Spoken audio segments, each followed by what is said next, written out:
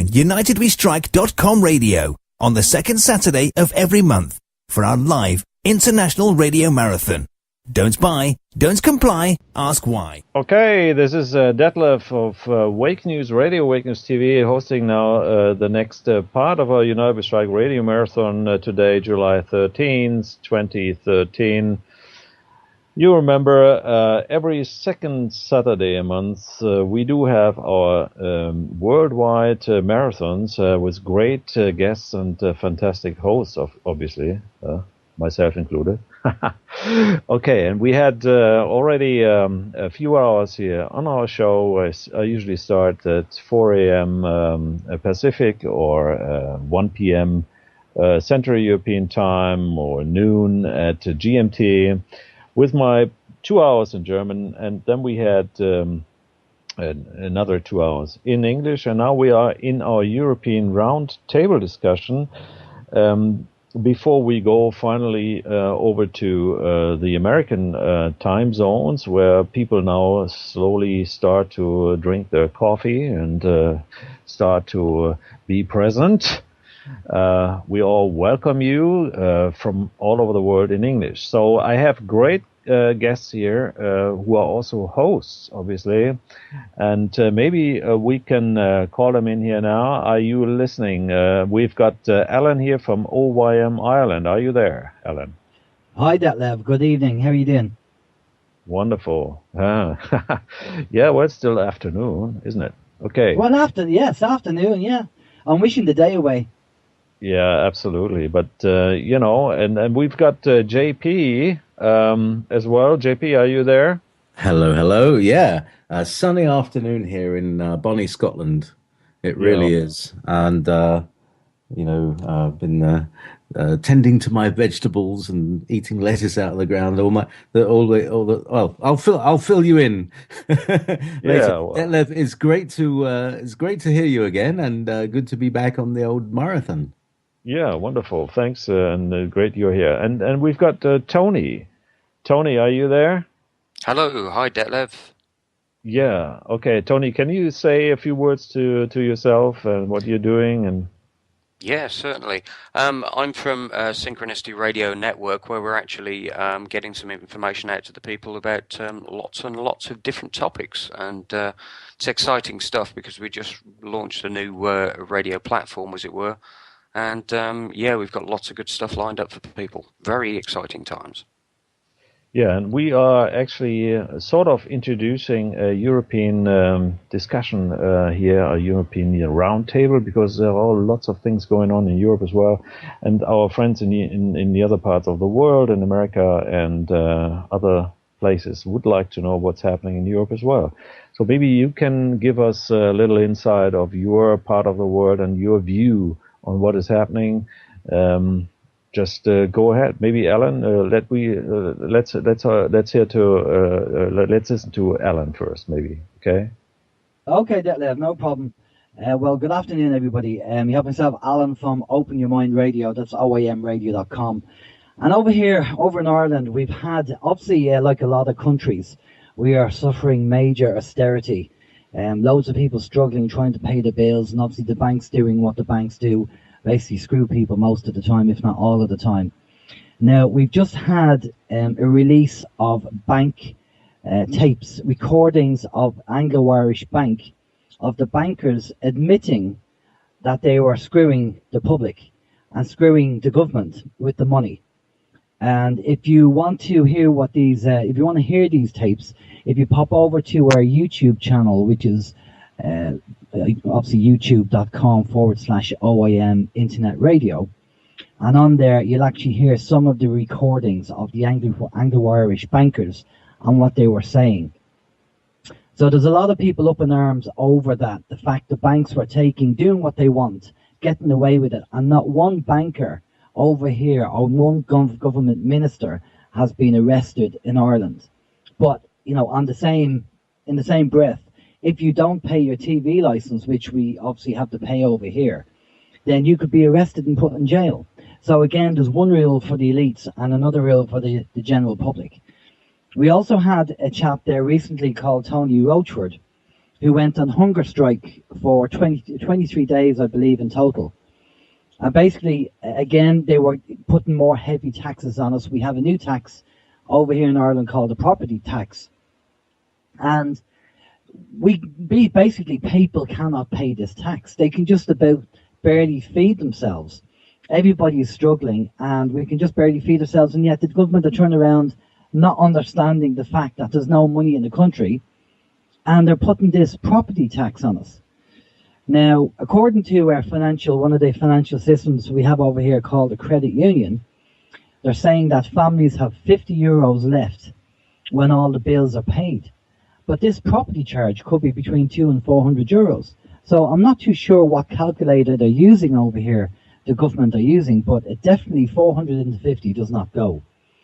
So, along with as I say, the hunger strike and the austerity and the banking tapes and the scandals of what the bankers have been doing and getting away with, and obviously the fight against fluoride, to remove the fluoride out of the water over here, there's a big campaign that we're running. And also recently we had a seminar regarding the dangers of wireless technology. Excuse me, just clear my throat there. And we did a seminar about the dangers of wireless technology, and we had Walter Graham do the actual talk on the seminar. So generally, like a lot of countries, unfortunately, there's a lot of apathy over here in Ireland, where you have a lot of countries, all the people coming out in the streets and protesting. There are little pockets of protests around Ireland, but nothing to the scale of what other countries are doing. And, if 98% of Europe have not been fluoridated, and Ireland is very heavily fluoridated, we kind of put down part of that fluoridation to maybe why there's apathy in Ireland. But, I'm sure there's a number of reasons why, people are not getting up and protesting. But so that's just a quick roundup of what's happening in Ireland there, Detlev. Yeah, thanks a lot, Alan. I think maybe JP, if you want to give your part and point of view. Well, as you know, I live in Scotland, and although there are local issues going on around here, developers and things like that who want to buy the land and all that business, I'm more focused on the sky rather than the ground, as it were. I've had a few interesting guests over the last few months, one of whom is the a legend in his own lunchtime, Alex Collier, the Andromedan contactee who came out of his hidey hole for one very brief moment in February. I've got a YouTube on it, and he's basically saying, "Whoa, there's a brown dwarf coming, and it's coming this year, and we're seeing it." And so all of my guests have. Well, not all of my guests, but a lot of my guests have been talking about this very same subject, about the brown dwarf, the reason that we have chemtrails, the reason that that all the gold is disappearing out of the planet, the return of the big bad guys, that sort of stuff. So yes, we have. We have quite a lot of things that are going on that we're not being allowed to see. I think that's the basic thing. We also have magnetic pole shift that is advancing at a great rate. We're having solar flares that are advancing at a great rate. Multiplying. We used to have like one solar flare a year. We now get them every day. We now have sometimes 3 a day. About a month ago, we had 3 solar flares in one day, which is like never ever heard of. So we have lots of things going on, as well as whatever's going on the earth. I mean, we can see there's revolution being fomented, and I think it's also about time. And we have to be careful that we don't go for the government-approved revolutions, that we have homegrown, organic, free-range revolutions. And that's why I support United We Strike. So. Yeah. Oh, thanks, JP. I mean, what is your personal opinion to? I mean, you've reported on what your guests had to say on, for instance, the brown dwarf or whatever. What is your personal opinion or feeling? Is there any? I mean, we've been discussing this Nibiru and Planet X thing for a few years now. What is your personal point of view? Is it true? All right, here it is. I think it's here. Okay, yeah, you know, it's in our solar system. It's between us and the sun, and here's my empirical evidence that I've observed with my own eyes. Different days, the moon rises in two different places. The sun rises in two different places. Right? The only way to explain that is the Earth is tilting over too much at certain times of the day. I had a guest who was on a few, well, actually, he was on a few shows, 11 hours altogether of interview. His name is Gordon James Gianninotto. And if you find that name, if you Google that name, you'll see he's all over Planet X. So he did this enormous, he expounded, he really kind of laid it all out.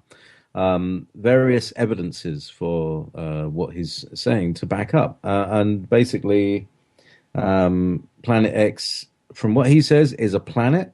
It's highly volcanic. It has clouds over it. It's more than 4 times the size of Earth. It's more than 23 times the magnetic Gauss value of Earth. So it's like an enormous magnet. And the North Atlantic Rift is the place where the Earth has been expanding.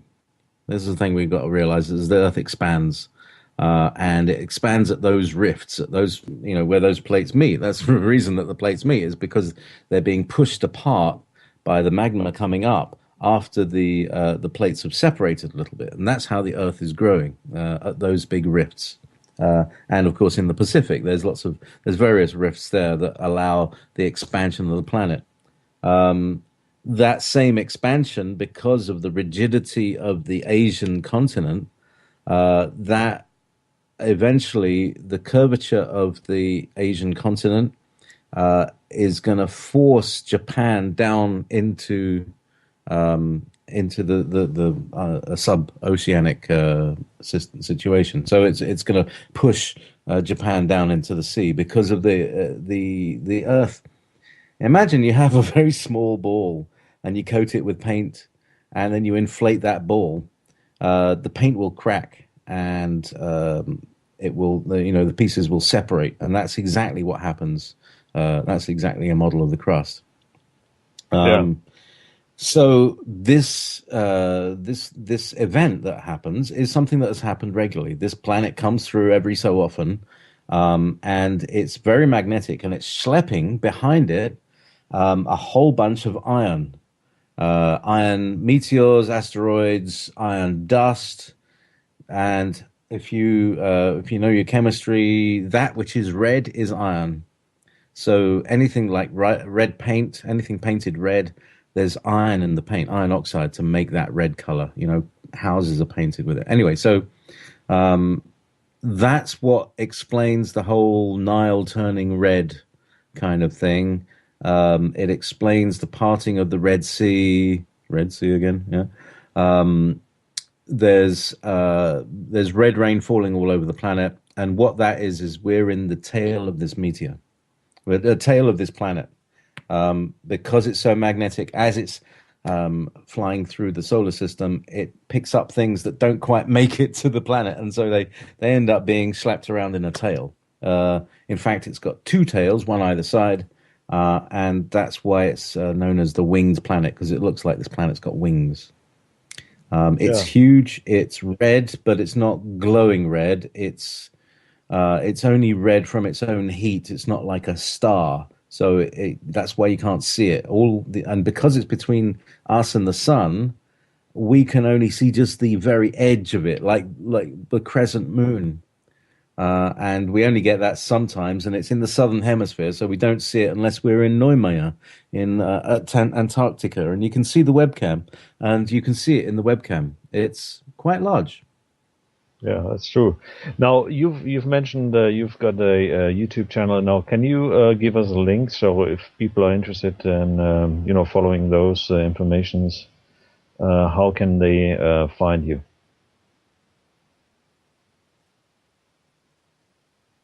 JP? I'm sorry, I was talking with my mic muted. Sorry. I have a page. I have a page Right. on my website that I made for Gordon that has got that accompanies. It's the pictures that accompany this 11-hour lecture. He's also actually coming on live on Monday on No Borders Radio. Gary's going to be interviewing him.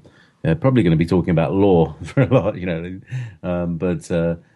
so yes, I have some pictures that I can, if I can get here, I can find them for you, and I'll drop them into the chat room that you can then drop into the chat room of the other thing. Yeah, okay, but your YouTube channel is what's the name of your YouTube channel? My YouTube channel is Studio 9 Jam. I haven't got the Gordon Gianninotto stuff up on there. Actually, I'm still in a kind of conundrum what to do with it. Because it's 11 hours. I was almost thinking like having a separate, making a complete website for him because he hasn't got a website. Oh, all right. Yeah. Okay. Yeah, so we'll keep up the news, and whatever we will get from you, we'll try to publish. Yeah, okay, JP. Thanks for Here's the a page that I'll give you the Detlev. Yeah, Detlev, okay. I'll give you the page here that's got links to photographs and things like that. Stuff that I was just talking about in a nutshell. You can see the Earth wobbling around because it's being pulled magnetically. It's the everbeyond.info /WordPress /radio show /guest pages /Gordon James Giannotto. Okay. Gianninotto. Yeah, it's best to copy and paste it. I wouldn't try to dictate that one. For the people who are listening, it's better to also say. I'll read it out. www.everbeyond.info /WordPress /radio-show /guest-pages /Gordon James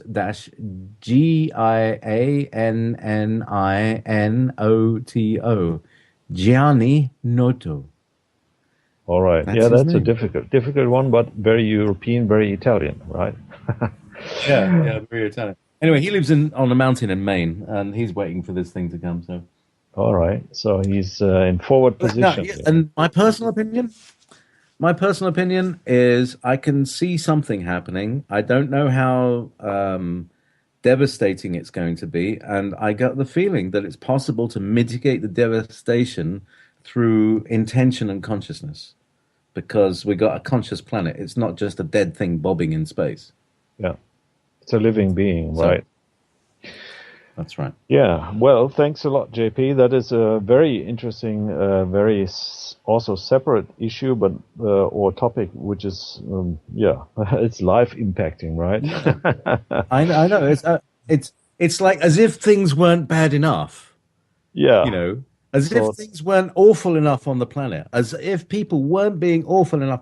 All right, so here's my thing, right? In terms of the whole problem is the cabal, right? If we can do away with the cabal, we wouldn't have austerity. The whole thing, all of the problems on the earth it won't make everything better right away, but at least it'll stop making them worse. And then we can make things better. If we can get rid of the cabal, stop what they're doing, deprogram all of their super soldiers and their mind-controlled slaves, get all those people into a state of rehabilitation, get them to rebuild the world that they destroyed.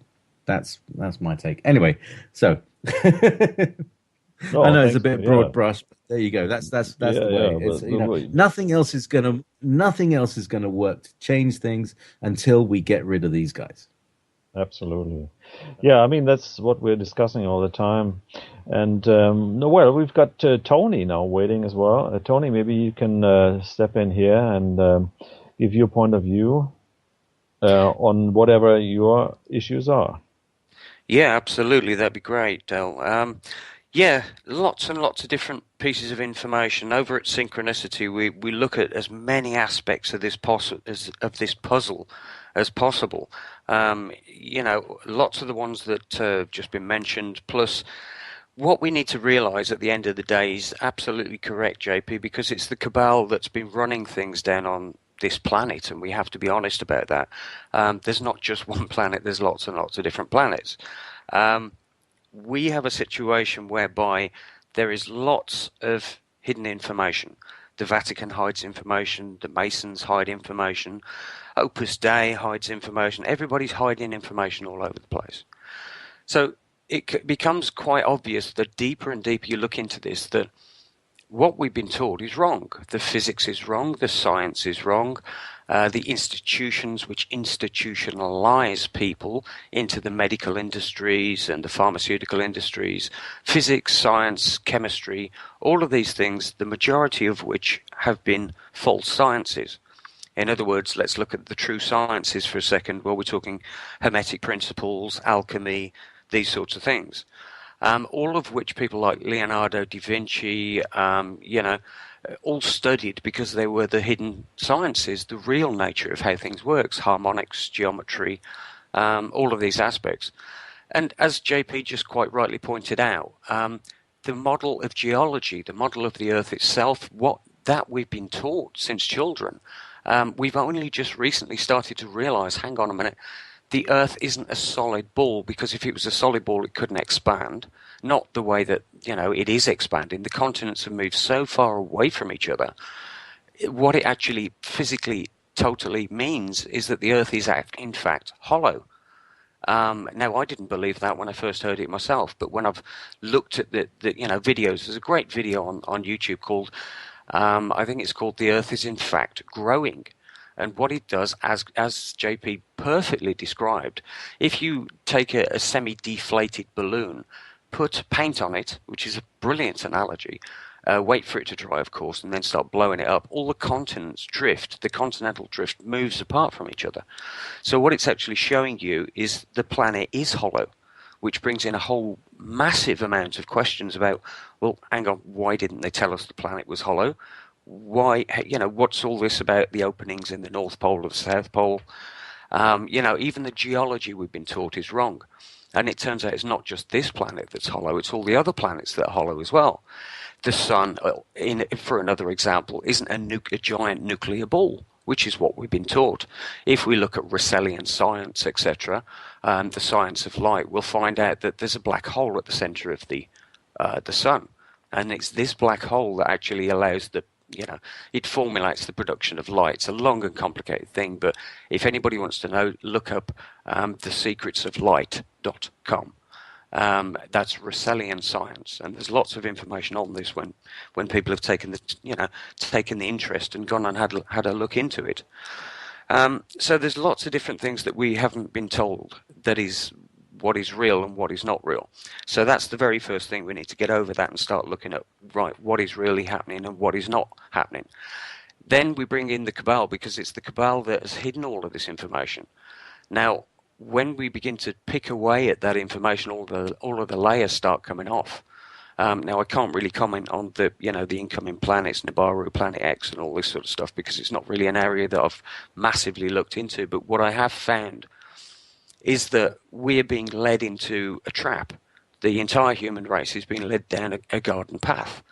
And at the end of the garden path, there is transhumanism, microchips, and all sorts of other control means, austerity, collapse in the economy, all sorts of control grids that can come out of a situation like that. So what it comes down to, that at the end of the trap, at the end of the day, at the end of when everything, the fat lady's sung and all the rest of it, unless we realize that we're heading into a trap, we're going to be smack bang in it before we realise it's coming.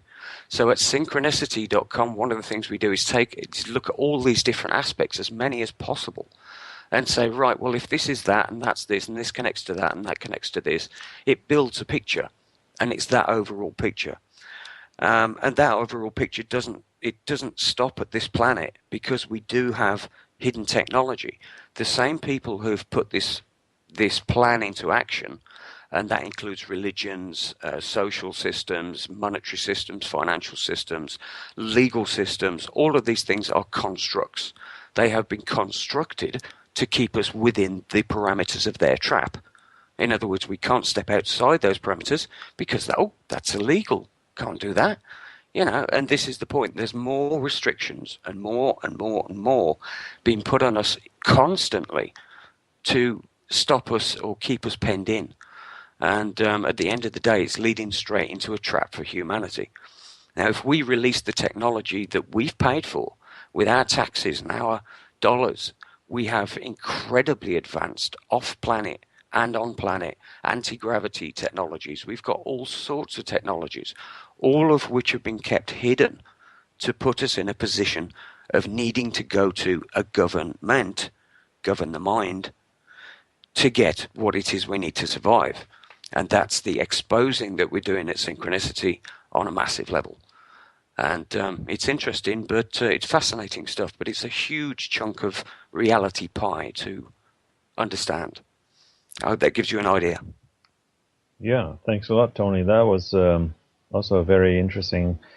Now, we are in the United We Strike Radio Marathon here, July 13th, 2013, in our European round table discussion. And I'm Detlev here, producing out of Switzerland.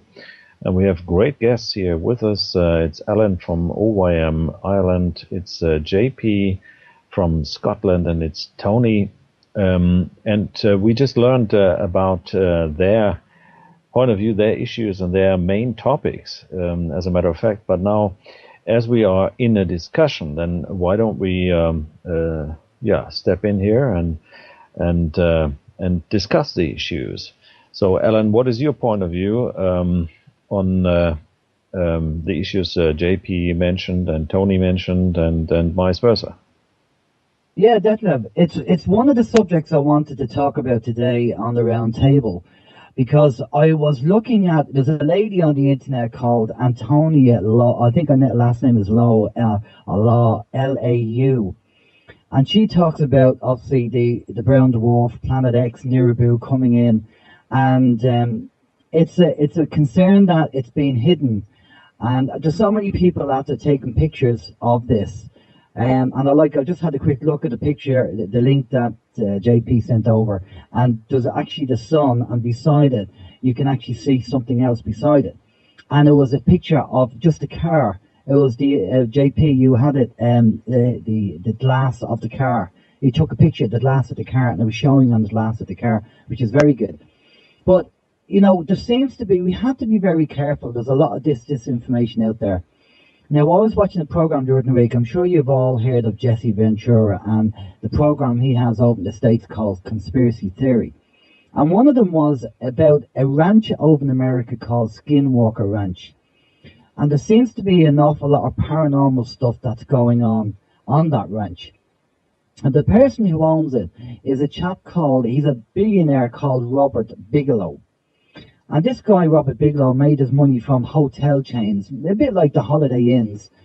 And he's now a billionaire. And now, according to Jesse Ventura, when something happens regarding UFOs or aliens or anything like that, they actually pass the information off to him, and he's dealing with it. Now, he's not a government agent. He's a private commercial person or entity. So Jesse Ventura said, well, why is the government passing the information over to him? Now, apparently, he's building a space hotel at the moment. And the deduction of what Jesse said and what people have been saying is that this guy knows what's coming down the line to the planet. And basically, he's building this hotel in space so him and his mates can fly up there and have a front row seat of what's going to happen. Plus, obviously, there's, you hear it, as Tony said, about the hollow earth theory and the underground bases. And, in Antarctica, there's tropical forests there as well. Plus, if you want to look at the moon, dark side of the moon, bases on the moon, bases on Mars. We had a number of guests on. One of them, I forget his name, Andrew Rorschach, I think his name was. I'm not too sure. Who was saying, he said that he was a time traveler when he was younger. He was brought into the time traveling side with his father. But just going back to Antonia's articles or documentaries about what's happening, about the survival side of things, and the impact this is going to have every 3,600 years. This planet X or Nibiru, all the names could be the blue star Cancina. I think it's the blue star Cancina, which is the next one, this one coming, and the effect that's going to have on the planet and the magnetics. And people don't know for sure. Now, I have two maps which I'm going to send you guys over. One map is from Edgar Casey. The other map is from a chap called George Michael Scallon. And they show you the safe areas of the planet where they think you'll be okay, from what's going to happen. So I'm going to put that on the Skype for you guys to download. You can have a look at the maps if you don't have them already. But I would check out this lady, Antonia Lowe, and the Skinwalker Ranch and the Jesse Ventura documentary, because it's very interesting. Now, she's saying that we have to be underground. There's no point doing all the prepping. I mean, you're going to have to have enough food probably for 6 months to a year to 2 years, and you have to be underground, because when this 3-day cycle happens, you're going to have 300, 400, 500 mile an hour winds. Being in the basement is not going to work. So, I don't know whether you guys have heard about this, or this is what I'd like to kind of talk about, because there's not enough people talking about this and what's going on. Yes, we get tied up with the bank austerity and what's happening, but I think that's sleight of hand. I think the elite are doing a magician's trick. Excuse me, I just turned on the mic there. They're doing a magician's trick, and they're getting us to focus on the likes of fluoride and Wi-Fi and parking tickets and all this kind of stuff. And then on the other hand, we have this brown dwarf coming in, which might devastate the planet. And everybody's concentrating on the wrong thing. I don't know. What do you guys think? Yeah. JP? Well, there's so many different factors. There's what's going on on the planet. Whether we're going to be invaded by intraterrestrials, and what is already happening on the planet. We're being poisoned by the cabal. They want to get rid of us. They want, it's the clearances all over again. They want to remove the natives, so they've got plenty of nice space. And the natives that are still here put into slavery. So that's what's happened throughout history. Whenever you've had an expanding empire and peace-loving people.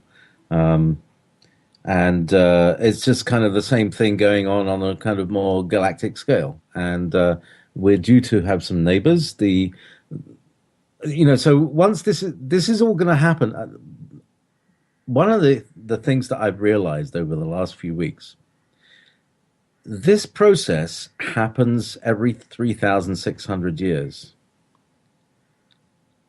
It deposits iron onto the earth. It also tears up iron from the earth. Okay, you asked me what my personal opinion is. I had a vision a few years ago. I've talked about it a lot on various stations, and I won't bore you with the details, but I basically had a waking vision, and in my mind, I time traveled forward and saw this thing passing by the earth, and I heard in my voice, in my ear, iron filings, like little dust, iron dust. And I saw this huge red planet going past the earth.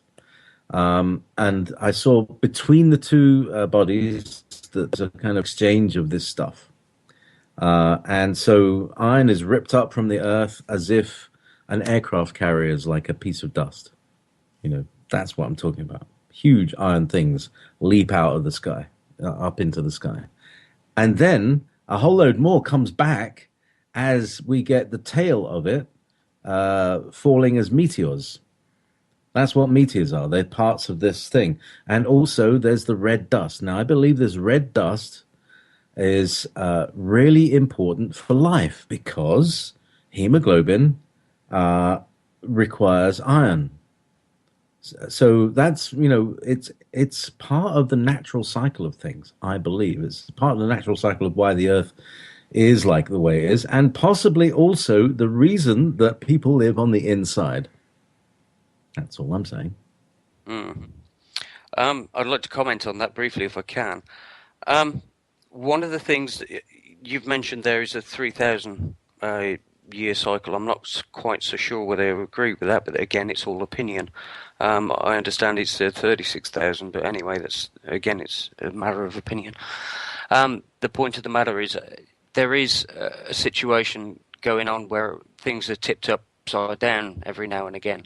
But I mean, to be honest, I've got an understanding whereby I think if we could get enough people aware of the information, I don't think it needs to be so much, negative, so doom and gloom, because we've got to be honest with ourselves. And if that means looking at some of the things like the technology that we've got, and it keeps coming back to technology for me, because we don't necessarily have to be stuck down here and have to experience the wrath of this thing.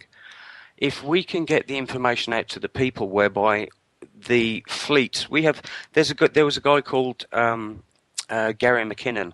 Now, he was the gentleman that they were trying to extradite for getting into the computers and discovering the names of captains off-world fleets of ships and naval vessels that weren't in existence. Well, that's because we've got these naval vessels and they've been kept secret. We actually have the most incredibly advanced technology that's way beyond a lot of people's wildest imagination. So if we, for the majority, allow this thing to happen and do nothing and sit on our hands, if you like, then these negative things could be happening, and a lot of us might be wiped away with the tide type thing. But it doesn't necessarily have to happen, because if enough people can become conscious of what's really going on, we'll also be conscious of the fact that we've got this technology, we've got the ships, we've got these deep underground military bases that are going to be used for the military, etc. If we start becoming conscious of the way that we've been corralled, the systems are there to control us and to control our consciousness, what we are allowed to know and not know. We've got life extension technologies, we've got literally teleportation technologies. If you listen to Ben Rich was in charge of Lockheed Skunk Works, and on his retirement he actually turned around and said, basically, we have the technology to take ET home. That's one example. Another one is the work of Stephen Bassett, etc. We had the Citizens Disclosure Program a little while back, whereby Paul Hellyer, Gary Heseltine, who both of those guys I've interviewed, and also Richard Dolan, etc., who's the MOD's person on UFO technology. But, I mean, all of this stuff is there. Now, the only reason we haven't got access to it is because most people don't believe it's there. And most people haven't done the research to actually realize, oh my God, we have got all this technology. We are way, way, way more advanced than you've seen on Star Trek. We have the technology, as in Alternative 3, to evacuate people, if we needed to, en masse from the planet and get them to a safe position. So, there's some incredible technology we've got. We can generate force fields. Look at Miahan Kesh's technology. There's loads of defense systems we could be employing to save as many people as possible. But the reality is they don't want the majority of the masses to survive this thing, because together the consciousness of the masses is too great and it's uncontrollable. What they need is dumbed down slaves. And as you were quite rightly pointing out, JP, slavery always has been in existence. If you look at your birth certificate and do some searching, I mean, we've got Dean Clifford on synchronicity.com. Dean talks about the birth certificate bond. If you look at the stock market, we've got stocks and bonds. Well, the stocks and bonds that have been traded, a lot of them are birth certificates, which are slave papers. And this whole system's built around slavery and paper pushing, you know? So we've got to come to terms with what's real and what's not real before we can really discuss some sensible solutions. And that's my point of view. The 100th monkey needs to kick in. In order for the 100th monkey scenario to kick in, we need to be conscious of what that is and all of the implications of the same thing. So I hope that helped narrow things down a little. Can I just have a quick chat with JP over something there? JP interviewed. There is a chap on the internet. He seems to be very reclusive. JP, you know what I'm talking about, a chap called Tolak, who seems to have a direct link to, for want of a better word, the Andromedan Council. And he's talking about the ascension process. And one of the, it wasn't Russia Today, but one of the Russian TV stations showed two suns. And his comment on the website was that actually one of them wasn't a sun, one of them was a biosphere, which is outside the planet. There's loads of these biospheres hanging around planet Earth. And when the time is right, people will ascend off the planet. Now, I'm beginning to think with the amount of information that I've seen about what's going to happen, that's a fairy story. But, you know, again, that's my own personal opinion based on what I've researched. And I do think that the whole kind of people think they're going to be, you know, something's going to come and save them. And I'm getting more skeptical as time goes on because of the research that I'm finding. Maybe that's a good thing or a bad thing. I don't know. What do you think, JP? Because you've actually interviewed Tolak, so I just want to get your point of view on that. Well. I mean, I have not only spoken to Tolak, I've spoken to Alex Collier, I've spoken to Mark Kimmel. And I also have some other contacts who I don't speak to live on the radio. So I've got this kind of affiliation with these Andromedans, and they seem like nice people. They're kind of tall and blue, and they seem to be of help. But and one of the ways of noticing. Is that their help is, you know, you have to ask them for it. You have to ask them questions. And one of the things that they talk about is that one of the kind of wisdom rules of the universe is that don't answer the question that hasn't been asked. Which basically means if you can think of the question, then you're worthy to receive the answer and the help that gives. That's like, you know, these like the same that you might get in a kind of old spiritual master of martial arts or something like that. It's the same rules apply. So as we start to understand who we are and what we are, we then become conscious enough to understand that there are more questions, and being able to ask those questions will be very salient and very important for us to progress in whatever technology we need to get ourselves out of the holes that we are in. Does that make sense to you? It makes sense, but it seems, and I don't want to be insulting, and I don't mean to be insulting if it comes across that way, but it seems like an airy-fairy answer and a get-out clause. You know. All right. Okay. So here you want something more concrete. Okay. And well, here's the thing. Yeah, I'm more of a kind of practical kind of person, and there's a lot of people spending a lot of time, including yourself and Tony and Detlev. You know, there's so many of us out there in the truth movement putting so much time and energy because we have this moral conscience to help and wake people up and, you know, tell them what's going on. And it just seems that the elite have, you know, the missiles and the guns, and we have rubber bands with pieces of them with little rocks in them.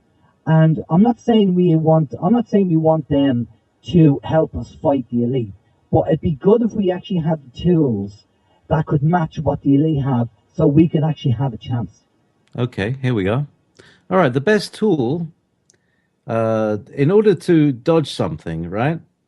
You know, you need to know several things. You need to know A, that it's coming, B, where it's coming from, and see how fast it's coming towards you. You know, you're talking about tools, right? So we need to have understanding. It's more like the art of war, because you can create different playing fields. All right, so you're talking. I mean, I can hear. You know, I feel that what you're saying there is we are completely overwhelmed by the technology that these people have, and therefore they're going to win, and that scares me. Or another way of looking at that is that they have chosen their playing field, but there are other playing fields. There are other games to play. You know, you can play football or you can play chess. They both involve strategy and planning and thinking ahead. And, you know, some is in, you know, different games apply to different domains. And so if you want to defeat something, you have to understand it. And for instance, you've got weeds in the garden. You have to understand how to deal with those weeds. Sometimes just digging them up doesn't work. It just makes more. You know, how to deal with the weed in its appropriate way. And the Cabal are a parasitic weed on the consciousness of humanity. So within the world that we need to work in, we're not going to stop them with iron. Right? So forget about the ironwork, the metal, the guns, the bullets, the tanks, the aeroplanes, the drones. Forget about that.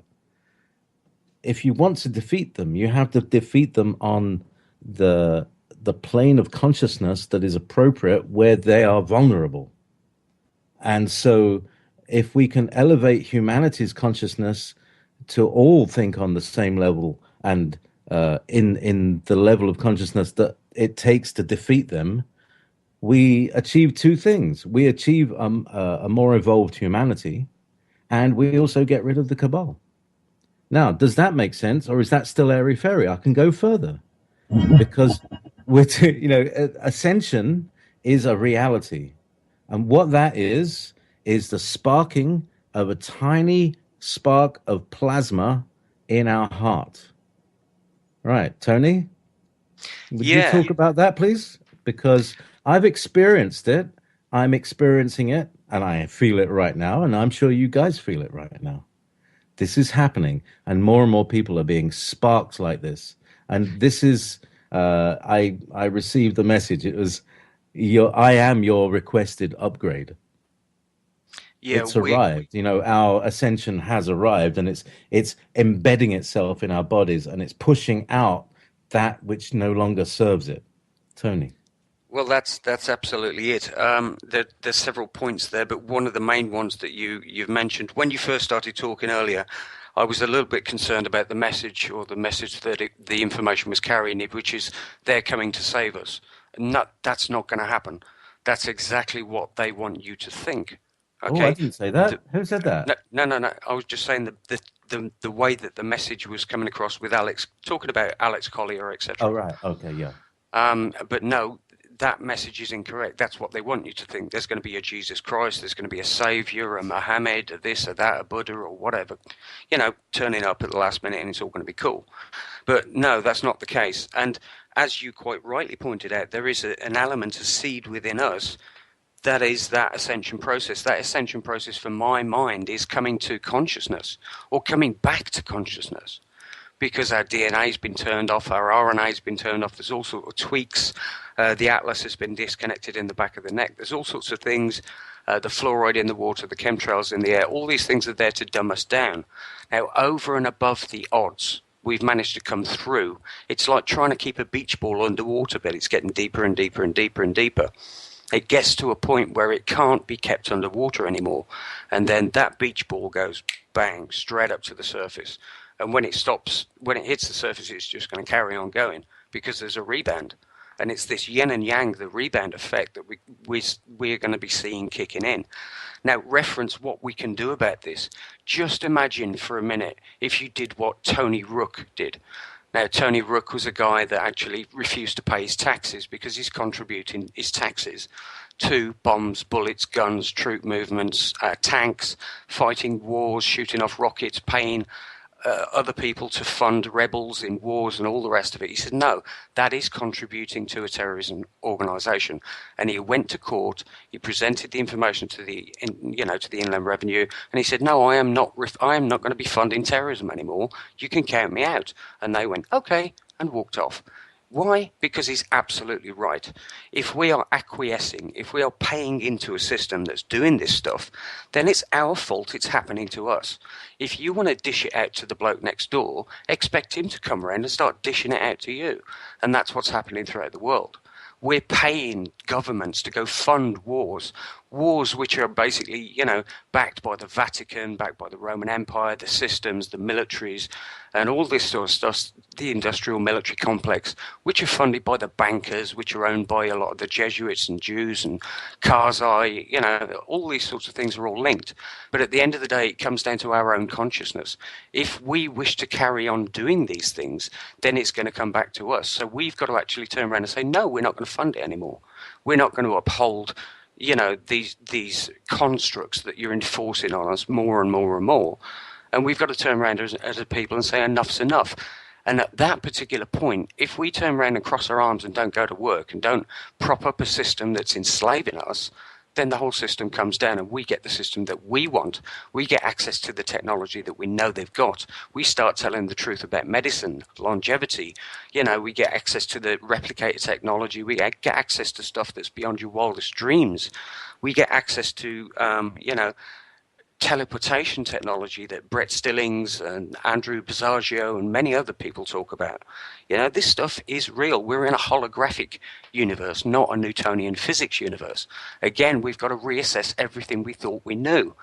And we've got to get to the point whereby we understand the elements of natural law, which is basically, if you acquiesce to it, you've agreed to it. If you have agreed to it, what are you whinging about? You paid for it. You did it. You said, yeah, okay, I'm in. I'm going to give you taxes to go and shoot people. And in fact, I'm going to sign up my children so you can go and, put them in to shoot people as well. I mean, hang on a minute. We need to get to consciousness.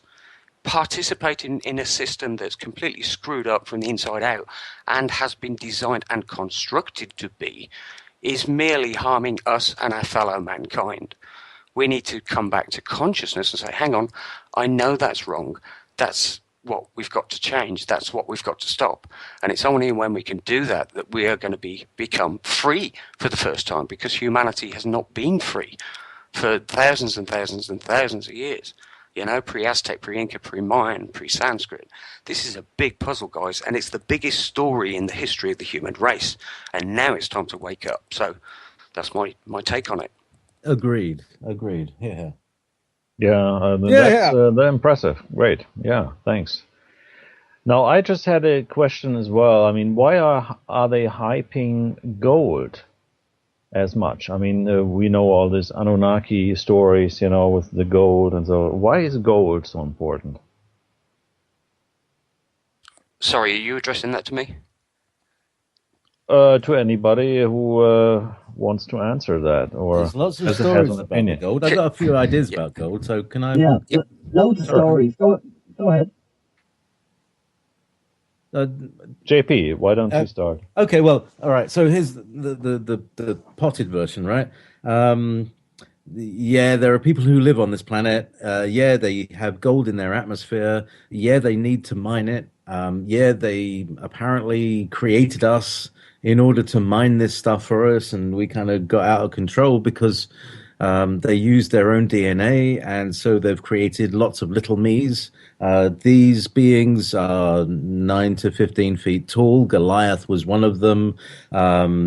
They were known as Titans and the gods and all of that stuff. So they're all just big people. And we're just kind of little big people. And they actually have decided that it's quite useful, these little people, because they can be used in a situation like an avatar, like in the film Avatar, that you can walk in to one of these bodies, and that's what we are. That's what we do. Okay, so, I'd love to just elaborate on that for a second. Yeah, go on, Tony. Cool. Well, let's just say we've got a monetary system which is based on oil or it's based on gold, or it's based on anything. You can pick diamonds, you can pick all sorts of things you can base a monetary system on. They happen to choose gold. And in order to make that monetary system valuable or worth something, they had to build it on something that said, oh, this is rare, this is yellow, it doesn't corrode, it's great, it's shiny, we like it, it's really cool. We're going to base our entire monetary system on it, which is another system, another construct. Because we turn around and we tell everybody it's rare. It's like you tell the world you're overpopulated. No, it's not overpopulation. Oh, gold is rare. No, it's not rare. Oil is rare. No, it's not rare. This is the point. It's all based on lies. So if we had a real monetary system that was really worth something, it'd be based on labor. It wouldn't be based on some stuff that you can hold in your hand. It'd be based on how many hours of labor you put into that thing that is now worth X amount of hours of labor. Now, that's a real monetary system, not this thing that they turn around and say, oh, it's gold. There is masses and masses and masses of more amounts of gold on the planet than they're admitting to. There's masses more oil on the planet that they're admitting to. So there's no energy crisis because it's rubbish, it's lies. There's masses. If we've got the technology to get off planet, we can go and mine the rings of Saturn, full of minerals and all this sort of stuff. So that basing a monetary system on lack of is the model. It's the MO. It's the thing that's fundamentally flawed in the first place. If it was honest, if it was truthful, if it was talking about what are the core issues is you're basing something on rarity, and that's fundamentally wrong. So having the fact that it's based on gold is wrong, because there's abundances of gold, abundance of diamonds, abundance of oil, abundance of everything bar labor. Labor is the key. This is why your stocks and bonds are traded on the stock market. And this is why your birth certificate is made into a Sescovy account, which is then funded by the bankers, because you're going to earn X, Y, Z money until you're 77 and they decide to fill you full of chemicals and put you in the boneyard. It's the future value of you from a baby to when you retire. It's the amount of funds you're going to pay back into the system in the form of taxes. That's what is given the value. It's your labor. It's not about gold. So this whole gold thing needs reevaluating from bottom up. Same with the oil, same with the energy, same with the whole system approach. You can't solve these problems with the same mentality that created it. We need to base this on the truth, and that's comes exactly back to it every single time.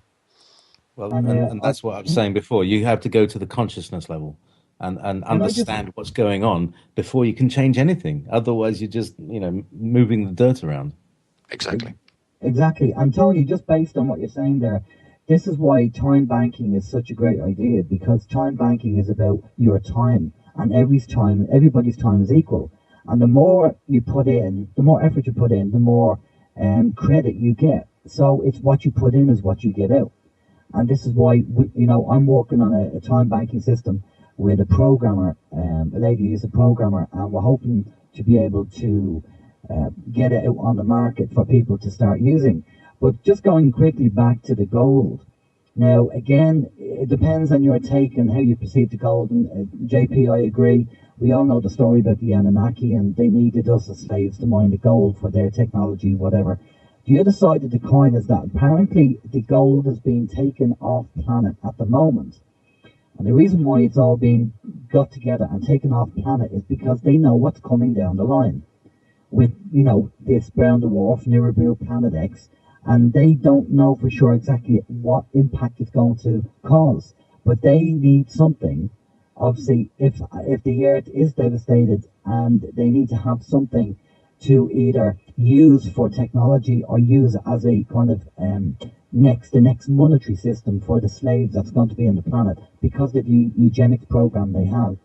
This is what's being said, is that the gold is being shipped off planet at the moment.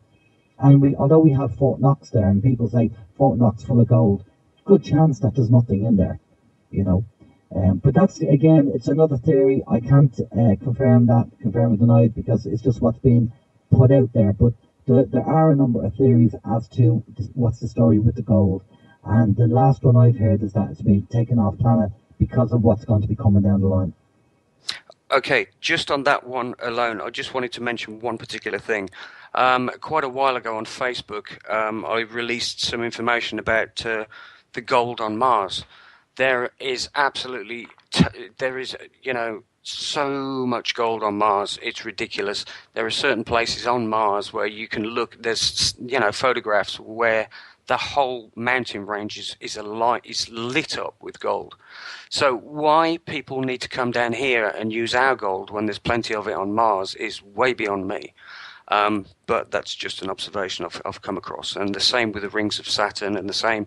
If we have this technology, tell you what, you give me a replicator, which is let's call it a bit like a microwave. You've seen it on Star Trek. I'll pop in there a lump of gold and I'll press, two of those, please. Ding! And then pull out double the amount. That's the kind of technology that we're looking at here. And if they really needed gold, they could go to other planets and get gold, because we know they've got the technology. Nikola Tesla's own books were talking about anti-gravity, or I'm using anti-gravity loosely, all right, let's use anti-gravity Gravity for the hell of it. generation. Yeah, gravity generators. I've been trying to extract a lot of this science out of Stillings. If you're interested, have a listen to some of my interviews with him, because it's fascinating. He's talking about even numbered elements being rotors, and odd numbered elements being oscillators, and the way that they interact determines their properties and the way that they'll work with gravity and what gravity is. And he says that an atom is a gravity generator, and it's a pushing force. It's a wave. Absolutely. This is where we need to look at Russellian science, for the simple reason that what's at the center of every single atom is a black hole. What's at the center of every sun is a black hole. What's at the center of every planet is a black hole. What's at the center of the galaxy is a black hole. There's black holes in everything. Why do you think the electron, the neutron, the positron orbits the nucleus at such a rate? Well, it's a black hole. They're all caught in the black hole. You go to a subatomic level, you got the subatomic particles orbiting the same. It's as above, so below. It's all about the science of black holes. It's incredible. Again, Russellian science, the Hermetic principles, the astrotheology, it's all linked. As above, so below. It's great stuff. It changes everything, the way you look at everything, that's for sure. Well, it's a fractal. That's as above, so below means the universe is a fractal. That's the same. It means the same thing to me. Yeah. Geometric. It's the whole thing is geometry, and the way that spheres expand into tetrahedrons, which and all of this business. So it's it's nice to chat with you, Tony. All right, it's good to speak to you again. So you were talking about the gold, and because it's always all about the gold. Whenever there's a war on, it's about the gold. And we're talking, gold is incredibly abundant in the universe. So, why bother, worrying about it? And then we've also got the idea, there's another idea that I didn't speak about, but that the tail of this planet also contains hydrocarbons. So as we go through that, hydrocarbons fall to the Earth. And you also have insect larvae and amphibians. Some amphibians can survive for a long time without oxygen. They can survive in rocks and things like that. And they can fall out of space. And I think, these Fortean things that have been happening are part of that. The universe, the space is not just empty stuff. There's loads of stuff in it. And I think a vacuum is created by the sun pushing its way in through the galaxy. And we're sitting around in the vacuum that's created behind that. But I think beyond that, it may be as dense as like a cloud, as water, or other stuff, dust, who knows? But I don't think what we've been taught about space is true. Absolutely not. This is the point. This is the entire point. Space is not a vacuum. Nature abhors a vacuum. Wherever there's a vacuum, nature pours in plasma. In other words, let's look at a few bits and pieces. For example, every cubic square centimeter of air is absolutely jam-packed full of energy. And when you take it to the next degree, it becomes matter itself, something physical, because that's even more jam-packed full of energy. As you go out, there's less energy, but as you come in, there's more energy. This forms density, etc., etc. But it's all about energy. Everything is energy. It's compressed, condensed energy.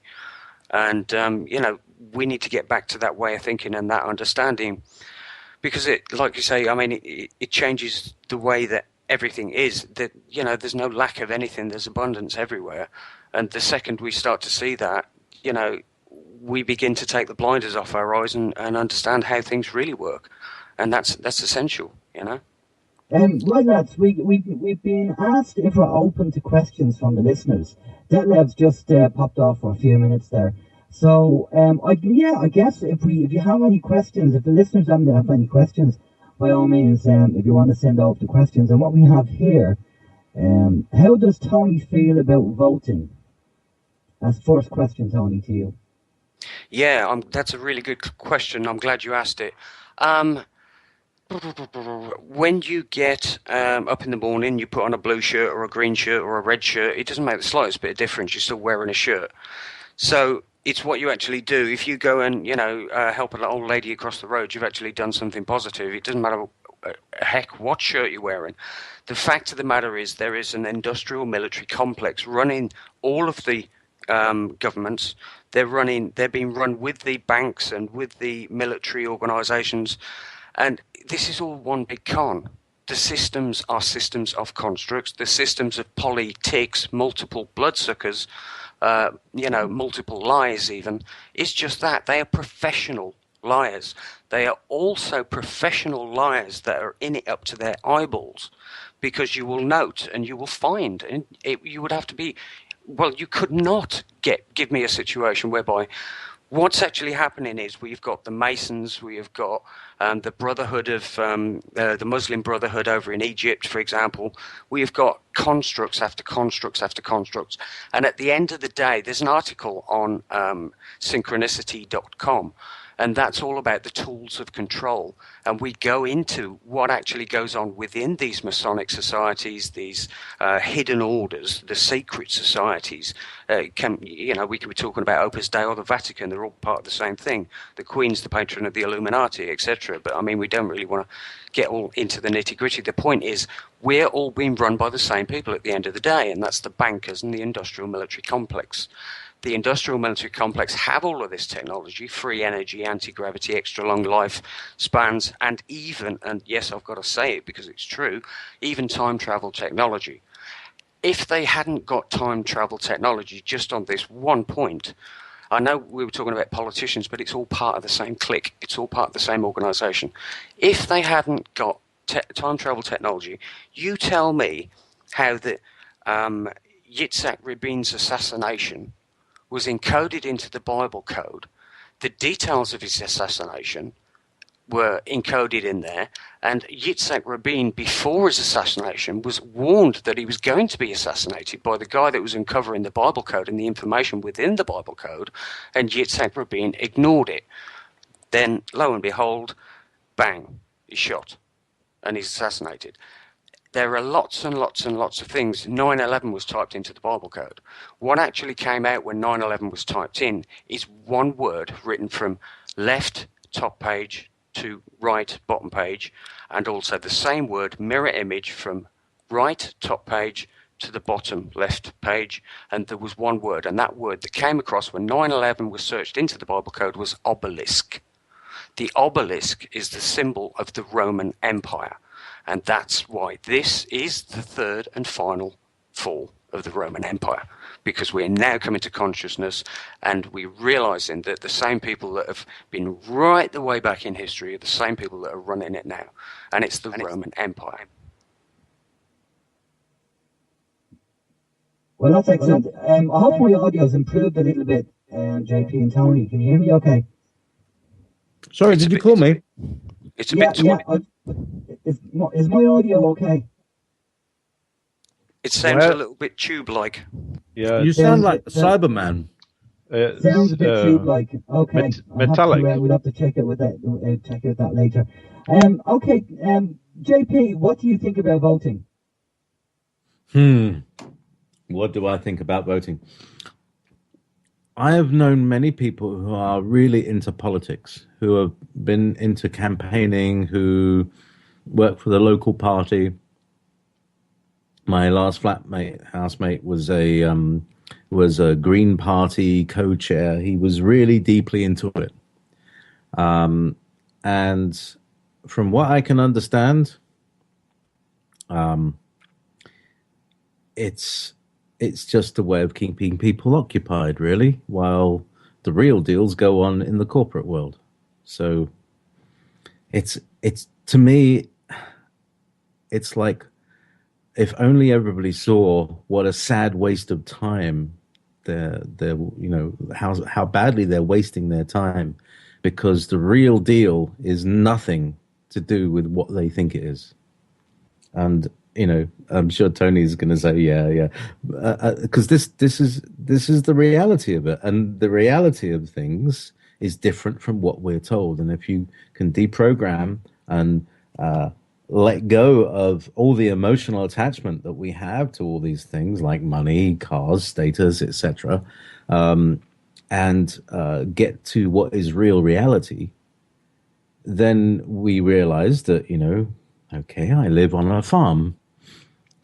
I am, but I am neither the farmer nor the farm worker. I'm the cattle, and that once you realize that and come to terms with that, it becomes fine, and you get to understand that, yeah, but that's just that game, and you can play a whole different game and be not food for anybody. Interesting. Okay. Interesting. Okay, it's a Scottish sovereign, Gary, who's just asking a couple of questions there, and he just mentions here that human beings can't leave the planet for mining or otherwise. The Van Allen belt takes care of that. Well, that's the assumption. We're using technology or current technology. The Van Allen belt would affect us, but if we were using alien technology, which could protect the actual shield of the ship or whatever device you're using to get there, well then obviously you could go through the Van Allen belt. I don't know what you guys think, JP. I'm sure that the technology of the people who have been visiting us for all these hundreds of thousands of years is enough to counteract the effects of that. So I'm sure if we needed to go, we could ask. Remember I said about asking the unasked question, answering the unasked question. If we ask the right questions, we'll get the answers. We have the answers. We don't even need to ask anybody else. We just need to ask within. It's amazing what happens when you ask a question of yourself, thinking that you don't know the answer to it, and realize that you actually do know the answer to it. And this is part of the ascension. Realize that, you might have just write down a list of all the questions and then make up the answer. See what happens. All the questions that you've ever had, just write them all down and then make up answers. See how they do. I think I'd be here all day if I was to do that. I think that would be an awful lot of questions. The trouble is, answers gives you access. So I won't say access, but answered. Sometimes you get answers, and then you have more questions based on what the answer is. That's most of the time. I don't know about sometimes. Yeah. What about you, Tony? What you think of that question about access to the Van Allen belt? Yeah. Again. Okay. Some of the research I did for the book, Blueprints of Cosmic Consciousness. I mean, when I started that book, I didn't realize, I had a good idea that, stuff was not the way that it was told, but it's only by working through that book you'll come across so many people with so many different forms of technology. It's incredible. If people look up David Adair. Now, David Adair, when he was 17, was working for the military, and he invented this rocket. He literally invented it. There's newspaper cuttings been published about him and all sorts. And he basically, there's an interview there, and it talks about what happened to him, how he invented the technology, the fact that the military were trying to get the answer to MAD, which is mutually assured destruction. And he's talking about how the technology operates. It captures the power of the energy, or should I say the energy of light, and uses light as a propulsion system. So his rocket was traveling at the speed, basically nearly up to the speed of light, but he could have developed that much further. Anyway, so he was talking about, I think he said there's 97 other propulsion systems at least that he was aware of in his interview. This is David Adair, Adair. His lectures there. And I think it's 97 or something like that, different propulsion systems other than rocketry technology. And he's absolutely right. There's so many different propulsion systems, it's ridiculous. So if you've got a propulsion system that's based on magnetics, which we've got a North Pole, a South Pole, an atmosphere, stratosphere, ionosphere, etc., which is all based around the magnetics of the Earth. So if you put a stronger magnetic north to north, then they repel each other, or south to south. And that's all you're doing. You're generating electromagnetic fields which are repelling the Earth's own atmosphere to push it away. It's really, really simple.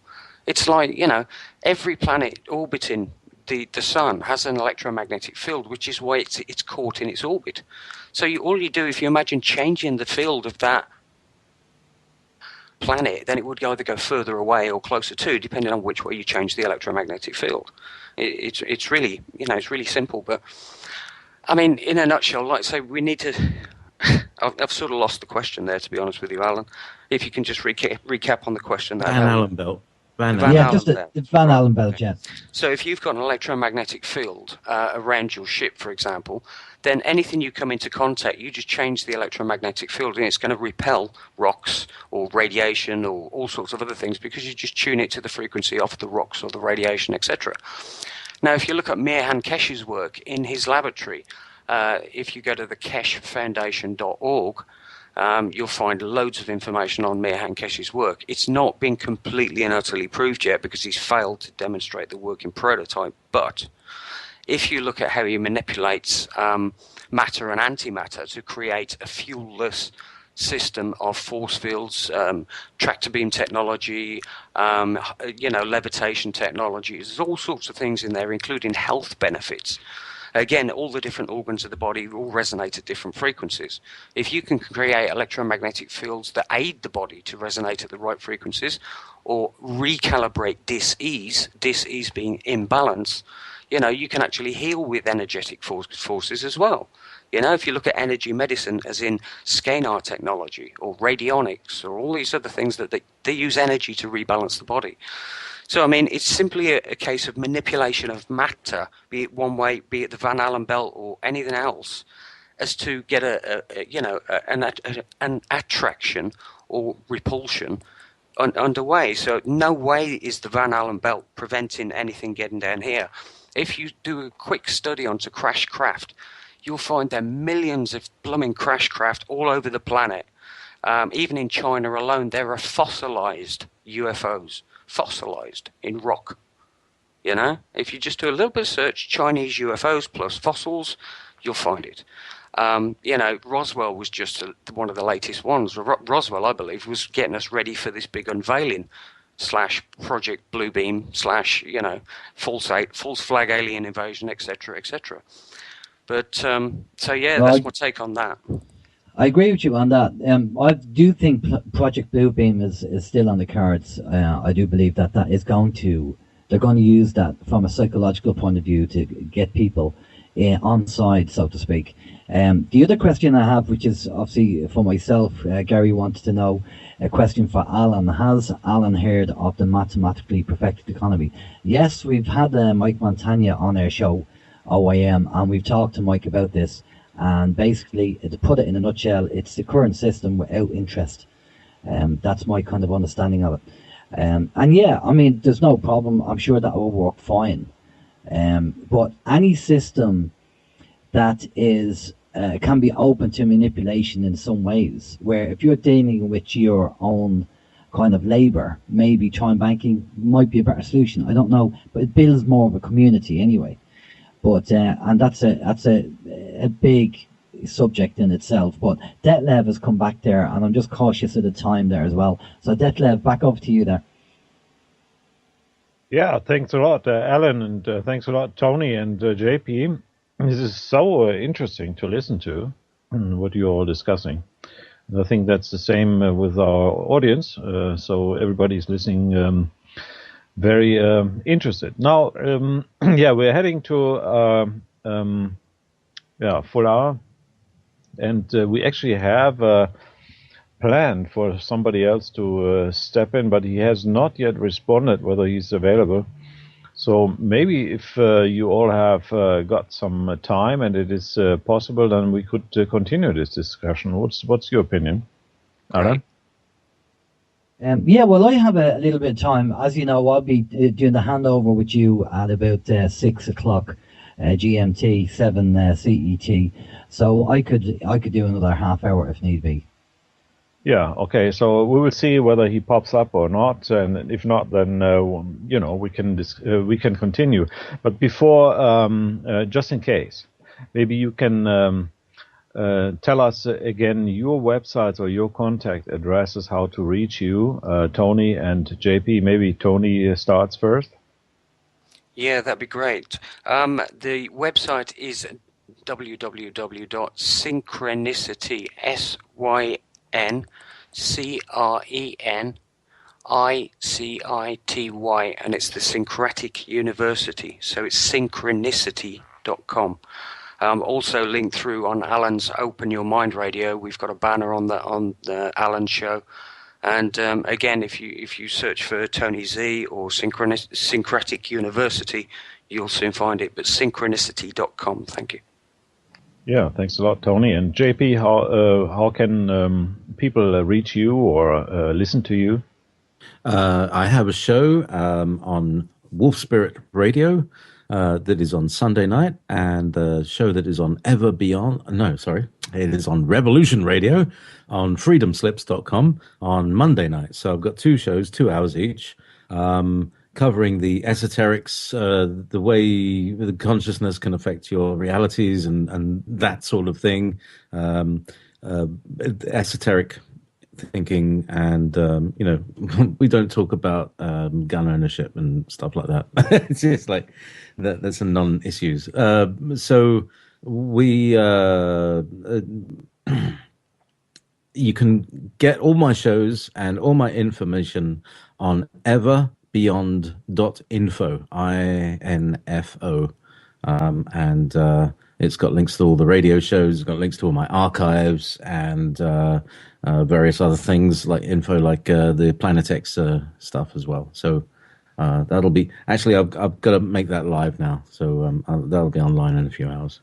Okay, Thank you very much. Yeah, that's very interesting. Now, and Alan, with your websites, please.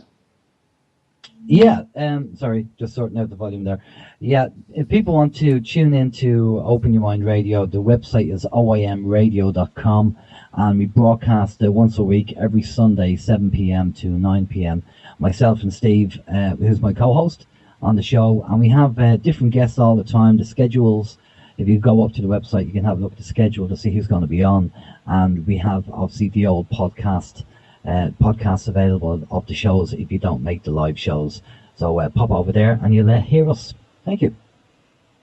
Yeah, thanks a lot, Alan. And we are in the United We Strike Radio Marathon today, July 13th, 2013. And I would propose we go on a quick break. So we are back on top of the hour, sort of shortly after. And we will continue this fantastic and interesting discussion because as far as I can see, our next guest is not available for the time being. Well, this happens. We are in a live show, and we are busy all around the world. So this is the way it goes. So why don't you stay tuned? We'll go into a quick break here with Tommy Truth's The Game of Truth. So we'll be right back for you. This is United We Strike Radio on the International Community Radio Network. Don't buy, don't comply, ask why.